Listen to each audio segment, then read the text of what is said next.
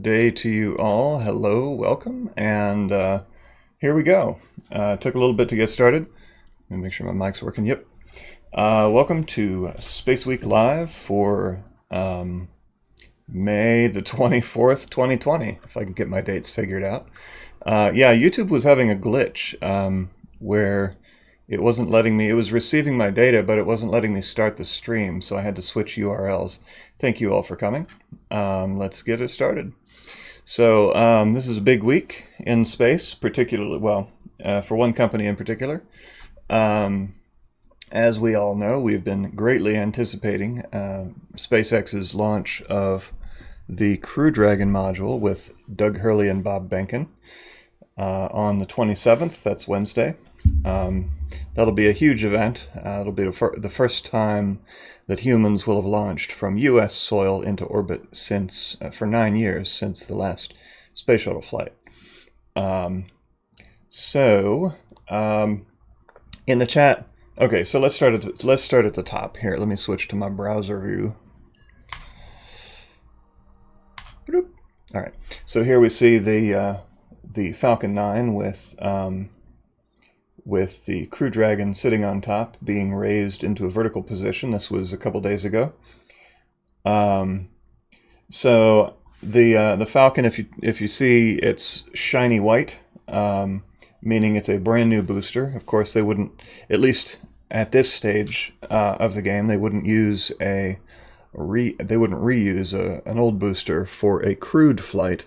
In fact, I wouldn't be surprised if that was a requirement of future human flights, that they will only use new boosters. The reuse can be done for, satellites. That doesn't matter if they perish. There is a little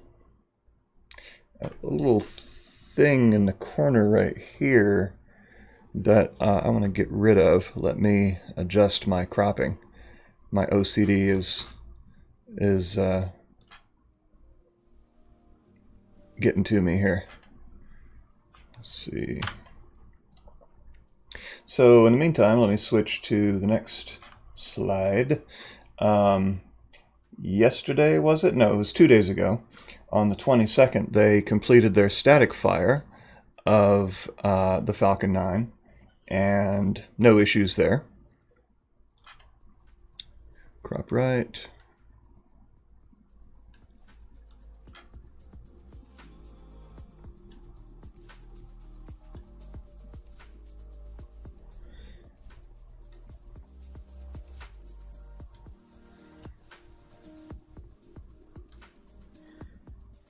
Okie dokie.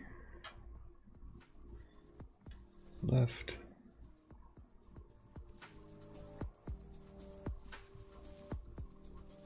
There, let's try that. All right, sorry for the delay. So this is Doug Hurley and Bob Behnken. Yeah, the corners, Chris, I know the corners. It's because the lighting in my quote-unquote studio / computer room is, I've got this window over here, and I've tried many times to cover it with a blackout screen or whatever, but it just keeps falling down. I've had some it's like even ripping down parts of my curtain apparatus because I don't know, everything I hang up there, it just falls down. So the lighting isn't great, and despite the fact that I'm an experienced photographer, I work more in outdoor settings than in studios, and so the studio lighting is kicking my butt. Anywho, so this is on the, can you see my cursor? I don't think so. Nope, you can't see my cursor.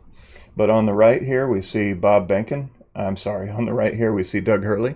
He was the pilot of the last shuttle flight in 2011. And on the left, we see Bob Behnken. Both of them are veteran astronauts. They've both been to the ISS, they've been to space, And yes, Maria Kutajan, look at that NASA worm. They've resurrected the worm logo that we fell in love with from decades past. And so what will happen is, let's see. Yeah. What will happen is Wednesday at noon, they start with live coverage. Now that's actually, so normally for launches, live coverage begins 15 to 30 minutes before the launch. But this is a big deal. And so they're actually starting the coverage more than 4 hours prior to the launch.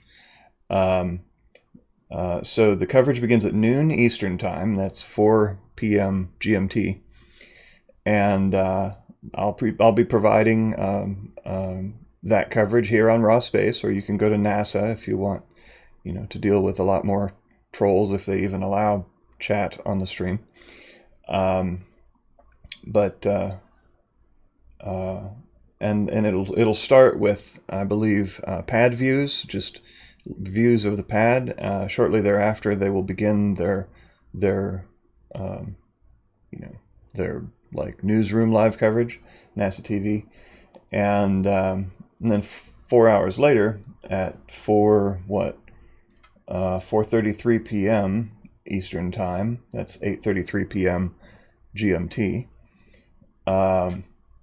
They will launch if all goes well, and the coverage will continue. This will be sort of a marathon broadcast that will continue all the way until they arrive at the space station the following day. So the coverage will be, I guess, about 22 hours long.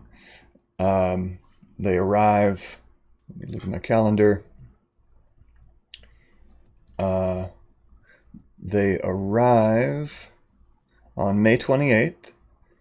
They are scheduled to dock at 11:29 a.m. Eastern Time. That's 3:29 p.m. GMT. And then a couple hours later, they have the hatch opening, and then an hour after that, they have the welcome ceremony. So, and then presumably that'll be the end of the marathon coverage. So all of that is happening this Wednesday and Thursday. And yeah, if all goes well, this will be a big milestone in human spaceflight, because not only will it signal the return of human spaceflight from United States soil, but also the first time that a commercial craft brought humans to orbit. I mean, lots of commercial craft have brought satellites to orbit, but never a human. Previously, it was, NASA, Roscosmos, whatever China uses. But yeah, so that's the big news, and look forward to that beginning again on Wednesday at 12 Eastern Time. Let me look for some questions in the chat. Lithuania is watching. Hello, Christina Galvdite.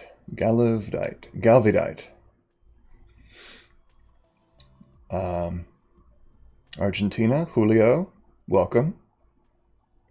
Robin Bunny Buns has a question. Did she ask it? I don't think so. Ask your question, please.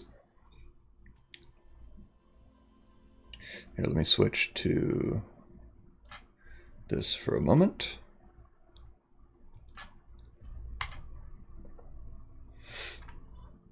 Deutschland, Marburg, welcome Scott Oliver. Gradia, welcome. Italy, David Mauro. Good to have you all here. Okay, moving on. Not many questions today, so let's go ahead and move on to Virgin. So today was supposed to be the launch of the demo launch of the Launcher 1 rocket by Virgin Orbit. So a little clarification on Virgin. It gets confusing because there's a lot of Virgins. There's Virgin Atlantic, which is an airline. There's Virgin Galactic, which is the space plane. Spaceship 1 and Spaceship 2, I think is what they call it. that you may have seen, launching out of New Mexico or California. There's Virgin Orbit, which is their satellite launcher business. They're all different entities. There's other Virgins too. There's like a Virgin Gym even. I'm not sure what, how that fits in, but the Virgin Group umbrella covers a lot of different businesses. And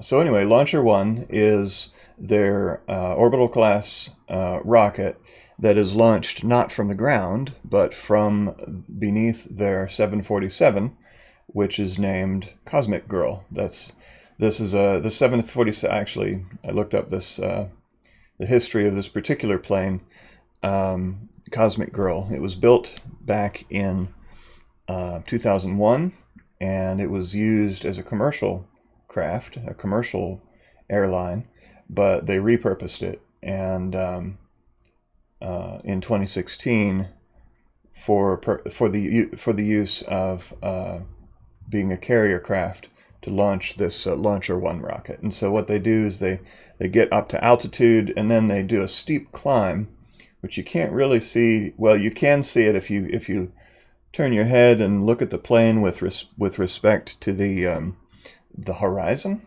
It's actually climbing very steeply, and then they launch the plane. They launch they release the rocket at a steep incline, and then the rocket's engine engages and it continues on up to orbit. It doesn't look that big, but it's actually quite large. Let me see if I can find.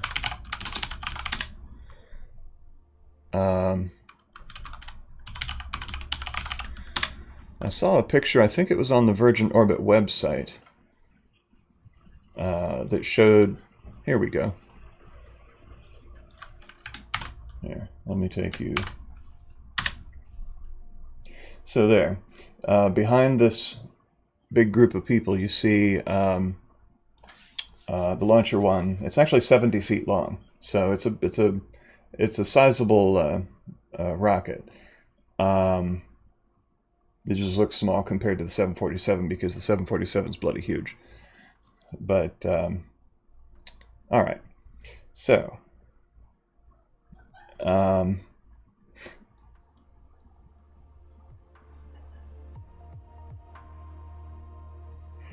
Snow Kittens, 31 businesses starting with Virgin. I mean, I read on the Virgin Group website that Virgin actually owns 400 businesses, but I'm sure there are a lot that do not start with the name Virgin or with the word Virgin. So,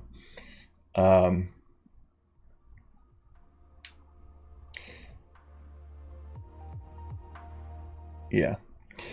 So, and so that launch will be happening, was supposed to happen this afternoon, but they had they completed the fueling of the rocket, but they had a sensor issue that caused them to scrub for today, and they have not yet announced when they're gonna.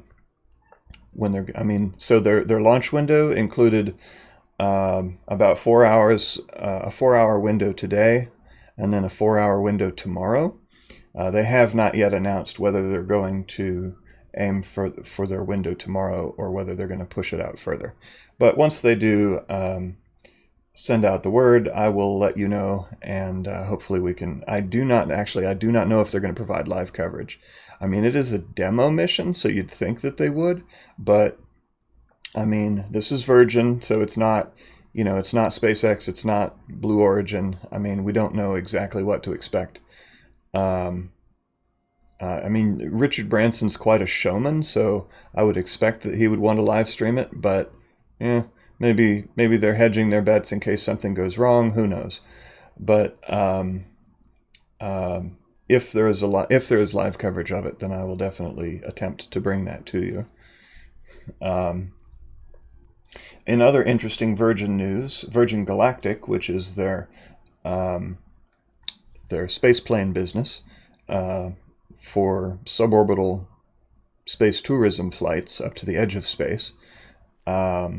Virgin, I guess, due to the COVID situation and the airline business being clobbered by the global situation that we're in. Virgin Group has sold a portion of their Virgin Galactic shares, I think about 30% of their Virgin Galactic shares, which means that Virgin Group is no longer the majority shareholder. That is to say, they no longer own more than 50% of the shares. I think they own 40% now. They're still the largest shareholder, but they're not the majority shareholder. What that means practically, I'm not a business person, but so I don't know if sometimes there are situations where an investor will gobble up the remaining shares and then gain a majority stake in a company. I don't know. But in any case, Virgin has given up their majority stake in order to raise funds for supporting the other branches of the Virgin Group, such as the airline business, which is sort of the main face of Virgin. Any more questions? Oh dear.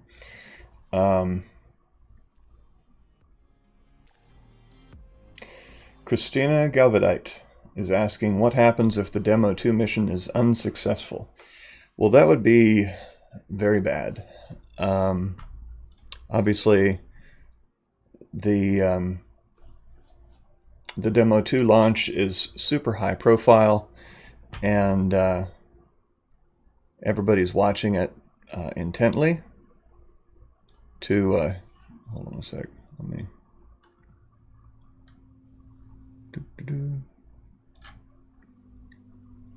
Trying to. All right. Anyway, everybody's watching it intently. We're all looking forward to it very greatly, and if something goes wrong, I mean, if there's an issue that prevents them from launching, then that just means a delay, which is disappointing, but better than some of the alternatives. If there is an anomaly that results in a launch abort, like an in-flight abort, and the crew capsule has to eject, then from the booster, then I mean, the systems, the launch abort system has been tested extensively. The parachutes on the Crew Dragon have been tested very rigorously, many times, and well publicized by SpaceX. They've been, keeping us up to date on their progress of testing those systems. So if they have to do a launch abort, then I'm confident that the crew will arrive back and splash down safely. If something happens on orbit or once they get into space, like with the Starliner mission, the Boeing Starliner test flight, the unmanned test flight, where it failed to reach its desired orbit and it was unable to rendezvous with the ISS, again, that would be a big delay. That would be unfortunate, but the only situation that would be truly tragic is if somehow Bob and Doug were lost. If let's say there was an anomaly with the booster, and for some reason the launch abort system failed to get them clear, and they perished, or if the reentry system didn't work and they burned up on reentry. I mean, so obviously loss of human life is the worst case scenario, but it's also the least likely scenario. It's the chance that the chance that there will be some sort of imperfection in the mission, and that would induce a delay in the process of commencing production missions with the Crew Dragon. Yeah, it's a non-zero possibility. It's, something can happen. The chances that something so catastrophic happens that we lose the crew is very, very unlikely. If that did happen, then that would be a major setback. Not only a tragedy, a personal tragedy for those involved and for everybody else, but it would be a major setback that would probably delay human space flight, commercial crew program by years potentially. But if it's just a technical delay that causes the mission not to go quite as planned, then we would be looking at maybe a few months delay, which is, you know, these things happen. Space is hard. They always say it. Space is hard, and it truly is. Which is why we you know, not we, I mean, I'm not in the space sector, but why launch providers and other aerospace industry players do such rigorous testing of their systems, because you can never guarantee 100% that nothing will go wrong, but what you can do is try to minimize the chance of that happening and maximize the chance of as graceful a recovery from that as possible in terms of safety systems and launch abort systems, etc., etc.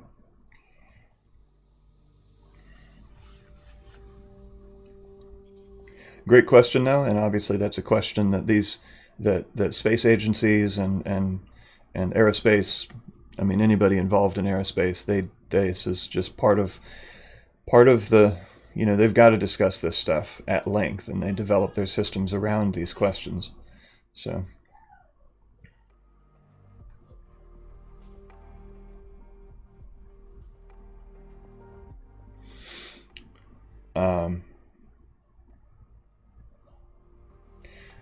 Boyke asks if I've seen the Netflix trailer for Space Force.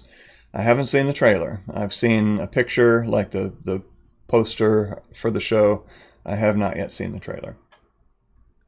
I don't really follow many TV shows, but we'll see how it goes. I suppose I'll probably check it out. But I've been pretty busy lately with other things.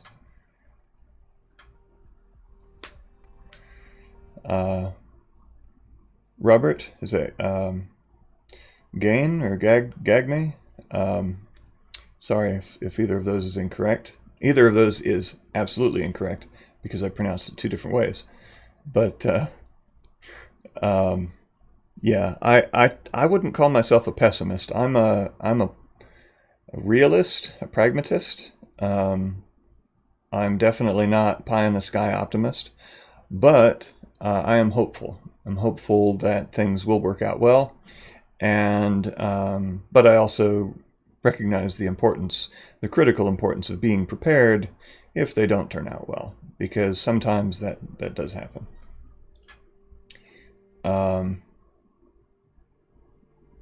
Chris, did I neglect a question? How much does, sorry, I got lost in the shuffle.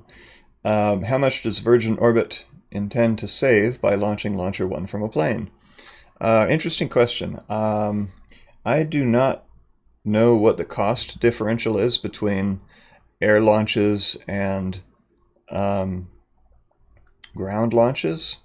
I guess you could run some rocket equation numbers and figure out the difference in fuel, and consequently the difference in size of the rocket between launching from an altitude of, say,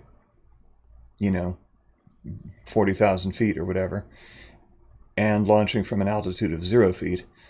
For that matter, it just occurred to me, it's kind of too bad we don't have any tall mountains to launch from near the coast, because that would mean a little bit extra savings in fuel cost, which means we'd be able to launch heavier payloads from a given location from a high altitude, because you don't need to get the rocket from sea level up to mountain peak level. But maybe the logistics of operating on a mountaintop are prohibitive. It's an interesting concept anyway. Gagne. Okay, gotcha. Robert Gagne.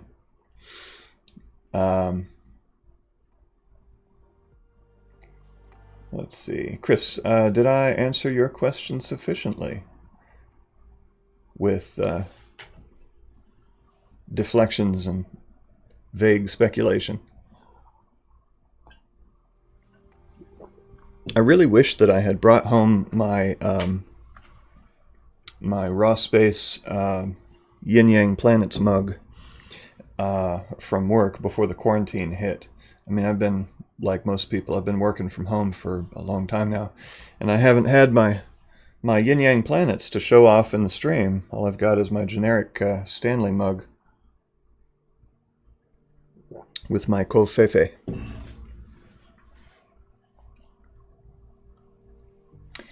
Oh yeah, railgun electromagnetic launch system, horizontal ramp launch system. Now we're getting into, oh gosh, what was his name? Isaac Arthur territory. He has produced lots and lots of videos talking about the potential of different futuristic launch systems and their benefits and drawbacks. Mostly benefits. He's very forward-thinking and positive about the future. Unfortunately, a lot of what Isaac Arthur talks about is in the far, far future, well beyond any of our lifetimes, unless, of course, they figure out how to crack the secret of aging, in which case, you know, we can reconvene in 1,000 years and see what happened. But all right, so YouTube is telling me I have one concurrent viewer. That's great. Pretty sure it's more than that, because more than that are chatting. But anyway, Jens M asks, "What are your next projects? What are the next projects you're working on?" Me personally, well, my next project will be preparing for the Crew Dragon launch on Wednesday. I want to make sure that, well, hopefully there's no. I guess it's a good thing that the coverage is going to be starting very early, and it's actually a good thing that we had this technical glitch, this YouTube glitch today, because what that tells me is that I need to make sure to get started on the stream early in case there are any issues, so that I can try to fix it before the stream starts. Just FYI, anybody who does streaming or could find this information useful, what I did to fix the stream so that YouTube would allow me to start it was I created a new stream and I assigned it a different. I have multiple stream keys that I use, and I only really mostly use one of them, unless I need to do multi-streaming of multiple things at once, like multiple events or whatever. But what I did was I created a new stream and assigned it a new stream key, and then I updated my streaming software to use that key, and it allowed me to start the stream. So if YouTube gets screwy on Wednesday, then hopefully that'll do the trick. But as far as my next project, I have so many videos that I need to work on, and I have not been, and shame on me for not doing that. It's been a tough time. It has been a tough time. Not just, I mean, I'm an introvert, so being at home is not such a big deal. I don't mind the solitude. I mean, I've got my kids, but, you know, that's not what gets me. It's just, there's a variety of factors that have culminated in my having a very hard time making much progress on anything. And actually, I wanted to address that. It's not space related, but it's important to me, and I think it's important to a lot of people. That is, I wanted to bring up the topic of depression and, relatedly, anxiety, because, you know, and I'm not talking about something sad happened in your life and you feel bad. I'm talking about clinical, crippling depression that makes it feel as if you're standing in quicksand, you know, unable to move, unable to feel anything except hopelessness. It's terrible. It's a curse. It is an absolute evil curse, and it destroys lives. It destroys relationships, and it is something that I struggle with. I wish that I were one of those. I wish desperately that I were one of those, chipper, positive people who could just explode with energy. I never have been, and I probably never will be, and that sucks. It's very unfortunate because I have always felt as if it keeps me from performing to my potential, keeps me from enjoying life to the degree that I could if I weren't, feeling like crap all the time. And it also is a detriment to like this channel. I mean, I don't have the willpower to do all of the work that I really wish that I could for you, the viewers. And that disappoints me greatly. And I apologize for it. It sucks. I wish that I could do so much more. And my internal struggles sometimes prevent me from doing that. This very stream that I'm doing right now, an hour ago, I was on the verge of tears and wanted to have nothing to do with it. But I managed to get it started, and here we are. So, yeah, to all of you out there who may be, and not just the clinical sufferers, but even situational sufferers of depression and anxiety and other mental health conditions. To any of you out there who suffer from them, know that you are not alone. You are never alone, and hang in there, because I can't say it'll get better, but I can say it is always worth hanging in there, and there are always people who can empathize and who will be there for you if you want to reach out. If any of you want to chat, I mean, feel free to contact me. My email's in the channel. We have our Discord, which I'll put in the chat here. Yeah, so one of the features of this raw space community that has developed over the last couple of years is that we're very empathetic. We're very human, and I love that about it. So we're here for you. Anywho, I'm not seeing any more questions. Oh yeah, put that Nebula to work. Chris V. I do need to put Nebula to work. That's the name of my new computer that I built. I have been working on some stuff. I've been working on editing some, doing some slow-mo processing of some videos, editing some time lapses of videos from the ISS. I really need to compile them into something coherent and then post them, because having edited videos on my hard drive is no good if I don't actually upload the suckers. So I'll be trying to do that. Maybe not before Wednesday, but maybe after Thursday, after the Crew Dragon bonanza. I'll work on that if I still have a job, because I also have a big work deadline on Wednesday that I am not confident that I'm going to be ready for, but we shall see.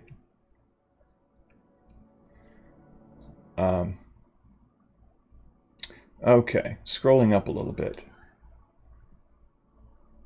Are there Robert, and I'm sorry, I forgot the pronunciation. Robert, are there any well-documented reasons why more space launches are not done from high-altitude aircraft? I mean, geez, it seems to be a logical method. Perhaps size is an issue. I mean, Launcher 1 is, I don't know if it's anywhere close to I'm not privy to the engineering data for the 747, nor for the Launcher 1 craft. I don't know if it is at anywhere near the upper limit for what the carrier craft can handle. I'm not sure, but I mean, a 70-foot rocket seems like a large, thing for a plane to carry. I mean, and the 747 is one of the biggest planes out there. So I think there's a size issue of simply how much the carrier craft can handle. There's also the question of orbital altitudes. I mean, obviously it takes a lot less energy to get to low Earth orbit than it does to get to medium or high Earth orbit. I mean, medium, high, or geosynchronous.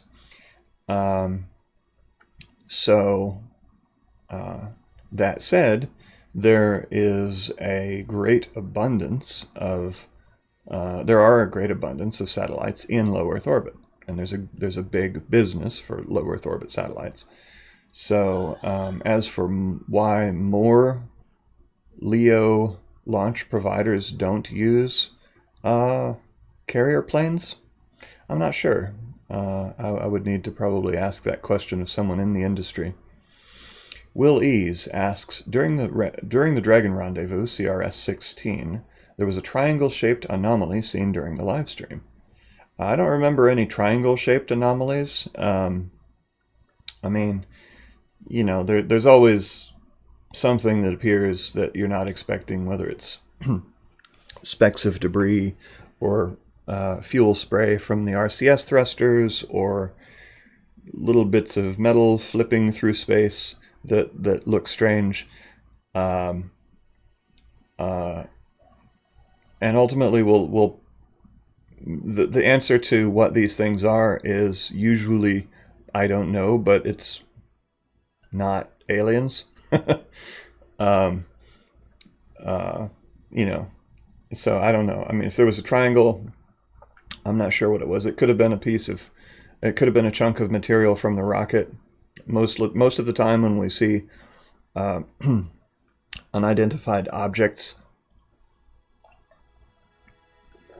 in a stream from space, it is material from the rocket. I mean, if it were some sort of space junk, then it would be going thousands of miles per hour relative to the camera, and we probably wouldn't even see it unless the sun glinted off of it from a distance.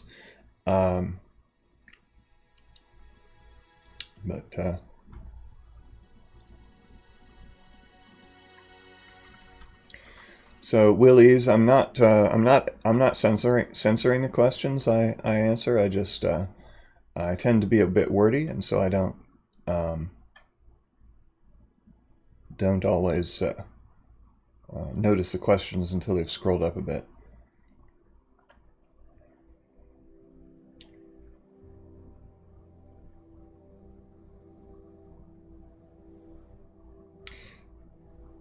Lee Trichell, I hear you. Actually, one of the appeals to me of space is that it's an escape from the reality of, the reality that we're stuck with down here on this mud ball. And looking up and looking out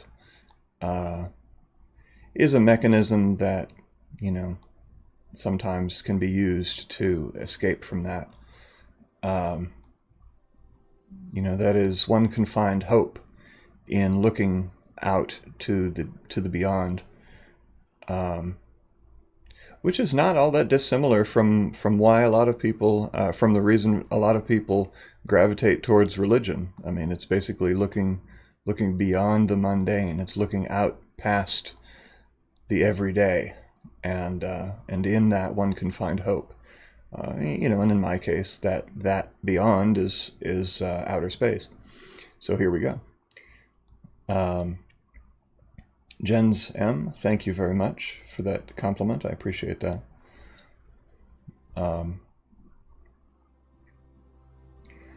Robert, due to go back to work next Tuesday. My date was going to be, my company is bringing people back into the office in phases. I'm in phase 2. My date was going to be June 8th, but they pushed it out a week to June 15th. So I've got at least 3 more weeks here at home. Honestly, I like being at home. I like not having to drive through freaking traffic jams to get to work and sit in an office with, you know, those low cube walls where you can see everybody's heads, and for someone with ADD, it's very distracting. But, you know, I feel like I've kind of blown my opportunity to prove to my boss that I can do well while working at home. So we'll see if he lets me do much more of that after I go back into the office.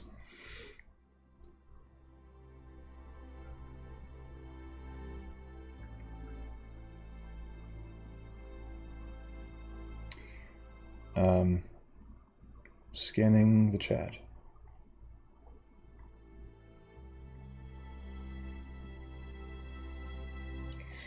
Yeah, get real. Wednesday will be an important day, but again, scrubs are they happen more often than they don't, I think, with rocket launches, and especially given the importance of this launch. You know, who knows? The weather might go south, or they could have a sensor issue like Virgin did today.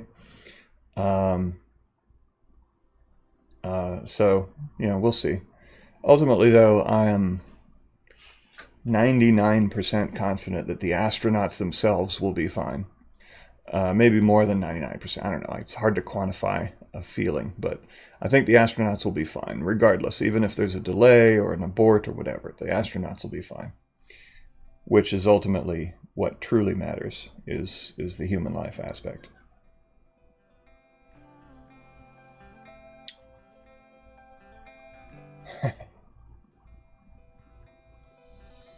TLI72, I have not watched Tim Dodd's video on the Crew Dragon Demo 2. I don't watch much of his content. I mean, he's doing a great job of, that's the Everyday Astronaut. He does a great job of getting people fired up and putting information out there.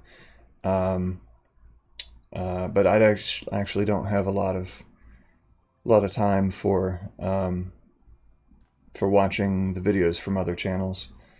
But I'm sure that whatever information he put out there is very insightful and useful. So I also try not to, like, one of the reasons I don't watch a lot of other channels is because I don't want that to taint the purity of whatever information I present. That is, I don't want to be a copycat. And if ignorance is bliss, if I don't know that someone has done something, then I can present the same material in good conscience and not feel like a copycat. But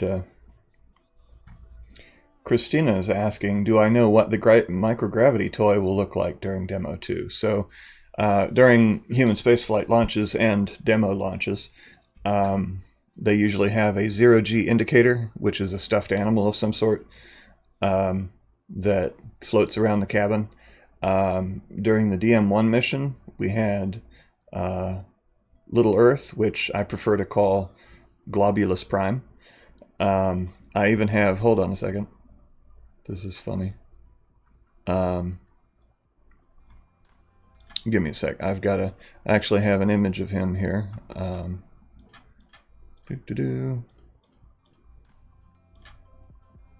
Oh dear.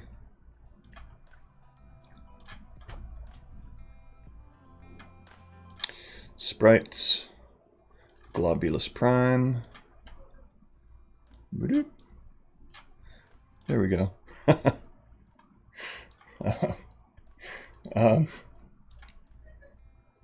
Yeah, I have no idea what they'll make it this time. I don't know if they pre-publish that information or if it'll just be a surprise on the day of the flight. Chris V, I'm not actually aware. So, okay, let me make sure I didn't skip any questions. Got it.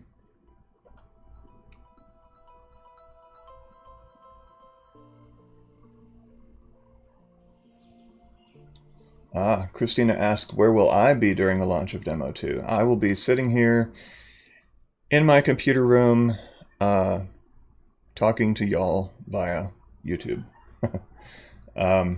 Well, before the live coverage, and then I'll just be providing the live coverage, and chatting in the chat. But I will be home. I'm not yet at the point where I can travel to these sorts of events. I'm actually considering moving. I've been considering moving for a long time due to changes in my life situation. Moving is looking more and more appealing, and Florida keeps popping up to the top of my list of potential locations to move to. Not the least of which is that it's the heart of the U.S. Space industry, and always will be because of its geographic location. But for now, I'm not going anywhere. Christina also asks, do I already know the nickname of the Crew Dragon capsule? I may have seen a reference to that somewhere, but I don't recall what it was. So no, I do not.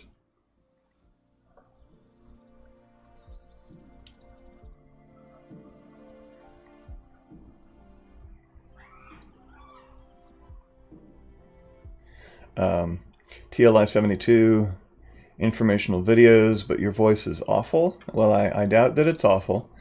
And I have to say that practice makes perfect. Well, practice makes better. There's no such thing as perfect, but practice makes better. And like as far as these live streams, they are awkward, they are difficult, especially if you're not a performer type, But the more you do it, the more it will come naturally, and your words will tend to flow with a little less awkwardness. As far as voice, like modulation, like if you're looking for please don't make videos with a robotic voice. Those are horrible. No offense to anyone who does that, but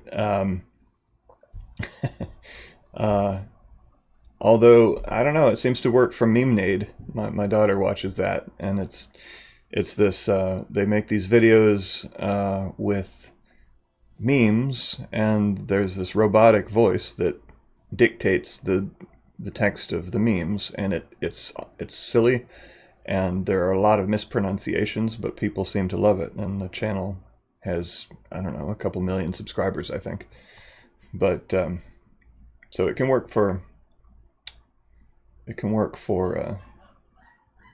some people.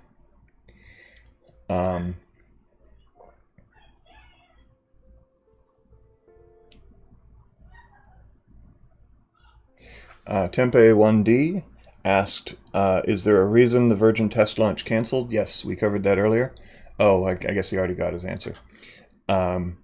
Yeah, it's because there was a sensor anomaly. There was a sensor acting up, and so they decided to scrub the launch for today and defuel the rocket and try again another day. And again, stay tuned for that reschedule whenever they announce it.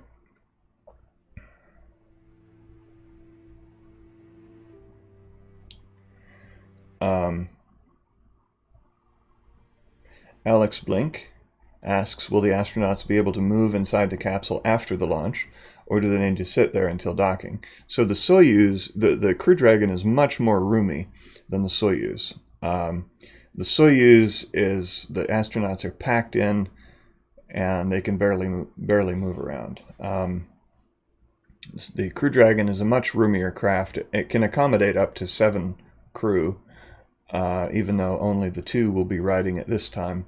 They should have lots of room to move around, and we'll probably see that. I mean, I would be surprised if SpaceX didn't provide some live footage from inside the capsule at some point over the course of the ascent. But yeah, they'll definitely be able to move around inside the capsule. And I hear they even have well, I mean, they're going to be in there for a day, so they even have some sort of toilet facility in the capsule that they can use. Maybe similar to the one on the ISS, I'm not sure. But I've heard it talked about.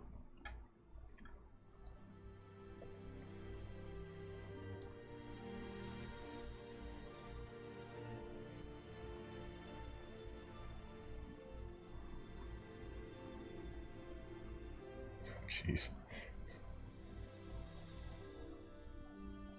TLI-72, I would say people appreciate enthusiasm, which is unfortunate for someone such as myself, because I am not the greatest at demonstrating enthusiasm. As I already said, I have issues with not being very bubbly, and I have a dry humor that amuses myself greatly, but I'm not one of those super bouncy, exciting types. I mean, like Tim Dodd, he is exciting. You know, he's like super fired up about stuff. I may be fired up, but I am so in a subdued sort of way. I am super excited. I just don't bounce around and show it. So, but if you're excited about something, if you're passionate about something, that will come through. And when you're talking about, you know, whatever it is you're presenting, if you're talking about it in such a way that people can tell that you're excited about it, they'll appreciate that. I mean, you may not get bazillions of views, but the people who do view it will appreciate the fact that you genuinely care about what you're talking about. So Tempe 1D asks, will I be live streaming during the launch or doing a recap of events, or both? So there is a 4-letter word in the world of YouTube content creators, and that is copyright. It's actually more than 4 letters, but it is a 4-letter word, because whenever you're live streaming something, whenever you're producing any sort of videos on YouTube, whether they're live streamed or uploaded, any copyrighted music that appears in that broadcast is going to get the video demonetized. You know, when I live stream, and so typically what happens is I only monetize videos that I contribute to. So a regular live stream of a launch, I'm not going to monetize that unless I precede it with a Q&A where I actually come on and, you know, and do a Q&A or whatever. So what I will be doing on Wednesday is I'll be coming on before the live coverage and doing a live Q&A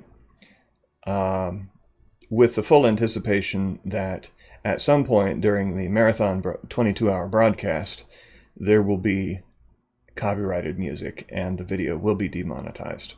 That's just an unfortunate fact.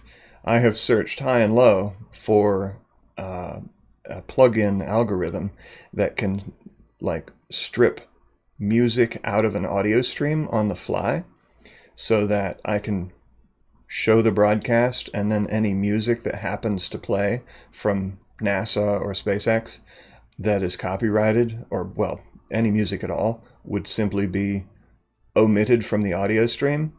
I'm pretty sure that algorithms like that exist, but for the life of me, I can't find a tool that will let me do that live, and also without knowing what music is going to play. But if I could do that, then that would be a great benefit to me personally as the channel guy. But in any case, I will be preceding the broadcast on Wednesday with a live Q&A, maybe a half hour, 45 minutes, something like that. And then once the live coverage starts, I will continue to hang around in the chat. Now, I mentioned previously, I also have a work deadline on Wednesday, so there's a meeting I have that afternoon that will, you know, I mean, I'll need to be there for that as well. But depending on what NASA's broadcasting during the ascent, like from after launch until docking, which is many, many hours, I may come on again and do some live Q&A type stuff, or maybe a recap or a replay of the launch, or something. I'll have to play it by ear because I don't know what all programming NASA has planned.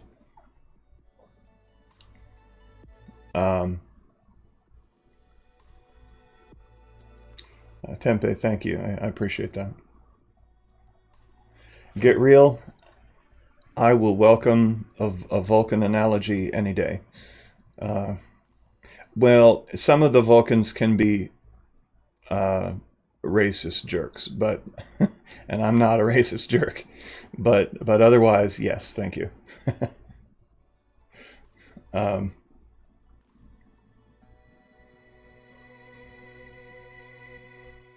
So space intelligence, I did see what you said earlier about collaboration. Feel free to reach out to me via either Discord, Discord message, or all this talking makes my throat rough. Either Discord message or email. My email address is in the About page of my channel. It's rawspacevideos@gmail.com, and we can discuss, that kind of stuff.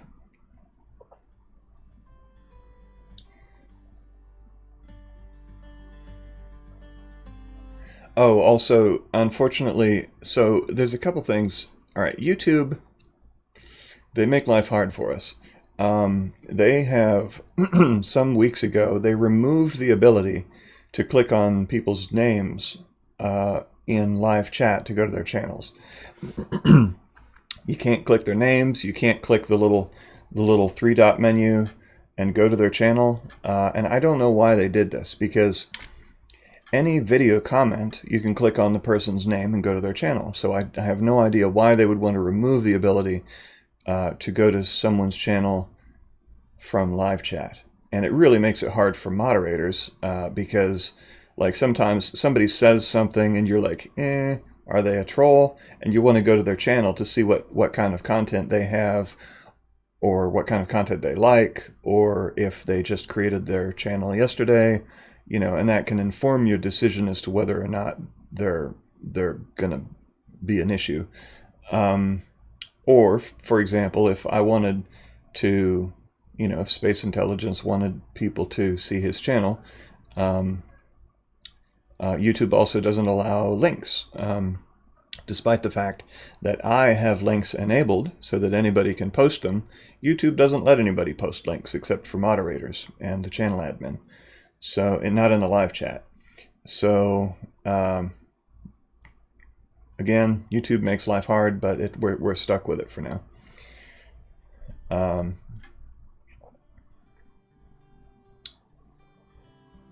Let's see. Facebook sucks. Yes, it does. Michael Vechnak.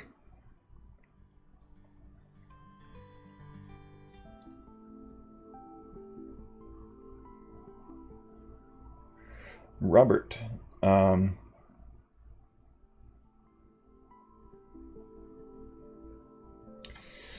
So SpaceX's broadcast, the music that they use, I'm not aware that any SpaceX music has ever been copyright, has ever triggered a copyright claim. I think they make a point to use music that is not copyrighted, or at least not registered in YouTube's Content ID system. Because good guy SpaceX they're very friendly to people who want to share their content. NASA TV is an old media organization, and they use whatever music they want to use. They use whatever music they have the license for, and almost all of it is copyrighted. And that's just, that's just what they do. And there's nothing that any of us can do to dissuade NASA from using their own library of licensed music. So similarly, Japan, they don't normally have music when they launch. Russia, they don't normally have music when they launch. But Arianespace does. They always have copyrighted music in their streams.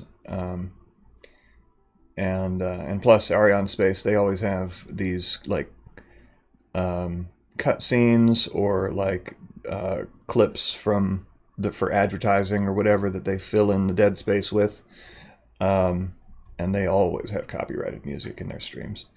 But I've found that whenever, I tried once to mute the audio when I do a live stream, And that just ticked off the viewers because they were like, where's the sound? We want to hear what's going on. Because if it's just music, then who cares?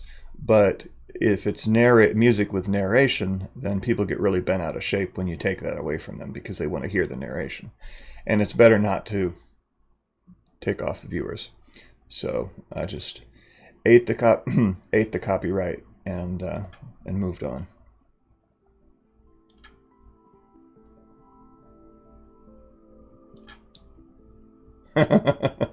Freshwater boy, I can't repeat what you said, but yes, it does. YouTube has become difficult to work with, but again, it's ubiquitous. It's what we're stuck with. So there's no viable. I mean, there are other streaming services, but there's none with the prominence of anywhere close to the prominence of YouTube. I mean, like Twitch. You know, it's great if you're gaming or whatever, but and I would actually like to simulcast, like dual stream to Twitch and maybe some other platforms. And there are services that you can subscribe to do that, but they cost money, and I don't really make much of anything from the channel, so it's hard to justify. But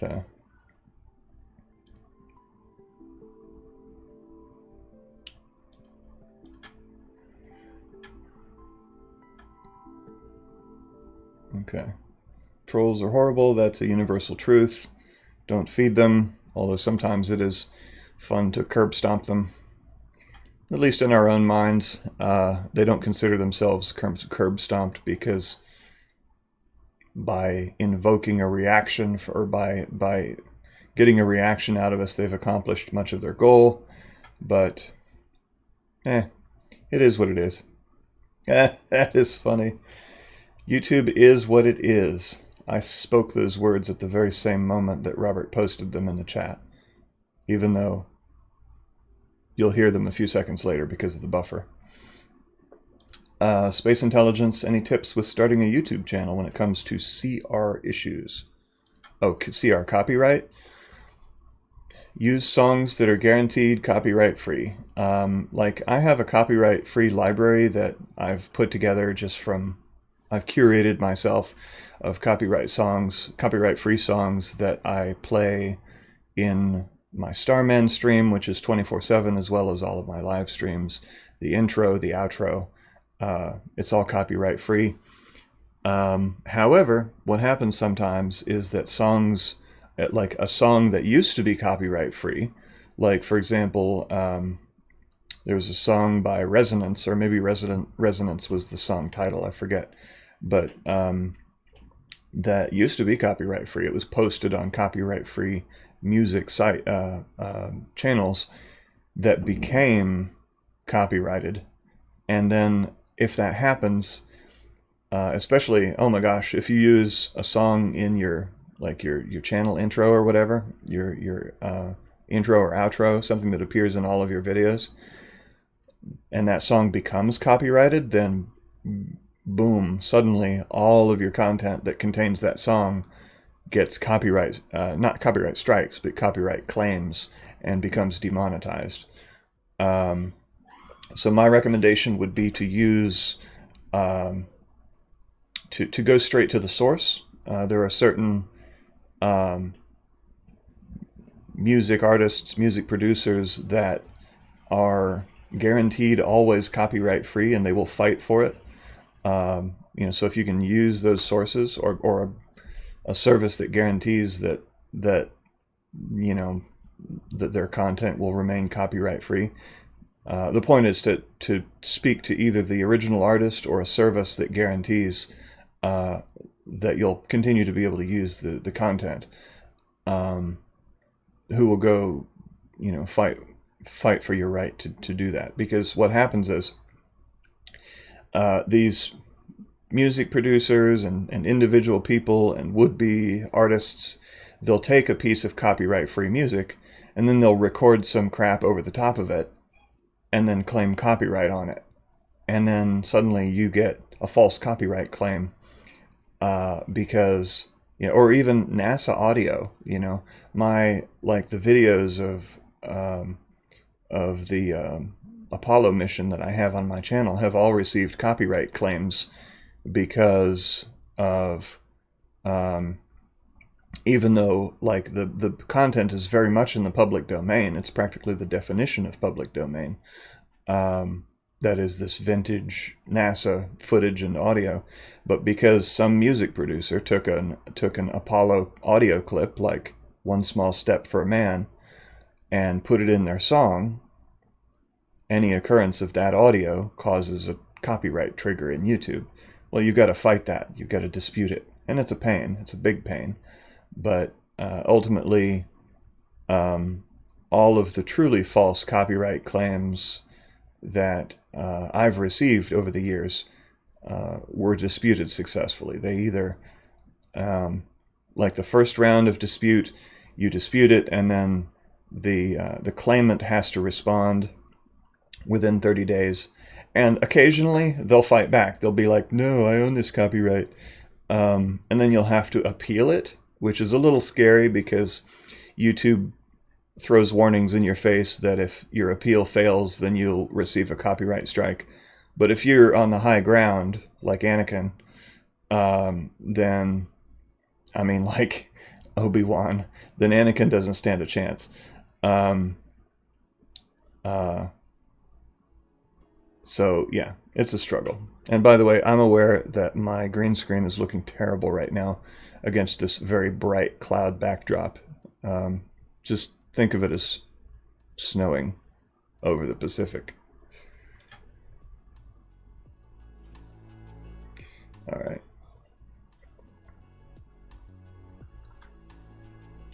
Anything else?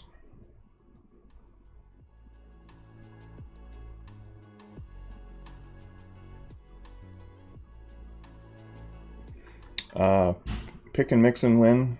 Pick and mix and win. Oh gosh. The Virgin launch schedule is to be determined. To be determined. They have another launch window tomorrow. Same time, starting at like 1:30 p.m. Eastern time. But they have not announced whether they will attempt to launch within that window. So you'll just have to stay tuned for their announcement.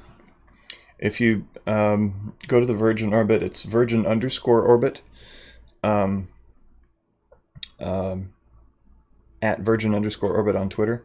That's where the latest information will be.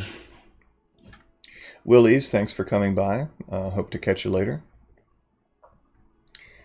Gary Missy, you're watching the tail end of SpaceWeek Live with me, Raw Space.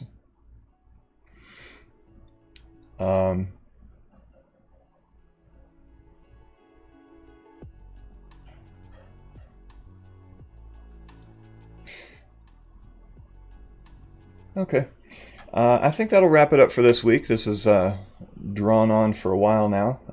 Quite a while. Gosh. But thanks for sticking with me. I appreciate you all being here. And if Virgin does their launch tomorrow, I'll definitely try to stream that for you if they provide a live stream, if they provide live coverage. Otherwise, I will post up the replay. And look forward to seeing you all around a little before noon Eastern Time, 4 p.m. GMT on Wednesday for the big launch of SpaceX Crew Dragon with Bob and Doug. Until then, keep it raw, and I will catch you all later.